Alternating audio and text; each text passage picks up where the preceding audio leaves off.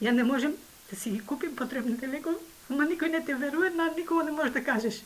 Вака пред камерата на Алфа ја започнува својата приказна. 55-годишната Славица Величковска од Крива Паланка, таа која од државата во 2008 година е прогласена за лице неспособно за работа, во мај минатата година и била одземена единствената парична помош, поради тоа што наследила 60 квадрати градежно земјиште.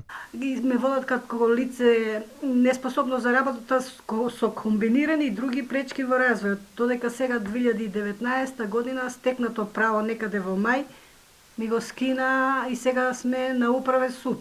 Паричната помош ми ја скина за некои си 60 квадрата градежно земјиште решено со оставина. Во својот и повеќе од скромен дом, Славица нешто помалку од една година живее без ниту денар прилив на својата сметка. Во оваа мала куќа зад мене живее 55-годишната Славица Величковска, која од државата е прогласена за целосно неспособна за работа, но и покрај тоа, од мај минатата година, откако е била укината единствената парична помош, таа нема земено ниту еден денар од државата. Финансиската состојба на незиното семејство била премногу тешка. Таа ја побарала и семејната пензија од незиниот татко, но иако Министерството за труд и социјална политика ја прогласило за неспособна за работа, од пензискиот фонд и кажале дека е работоспособна. Управен суд во минатите години првично 3 пати донел одлука во нејзина корист по основа на наследувањето на пензијата, но пресудите во 2017 и 2018 сепак биле негативни и барањата на Величковска биле одбиени. Од една страна, пиом, каде што ја барам да ја наследам семејната пензија по основна инвалидност од мојот покоен татко,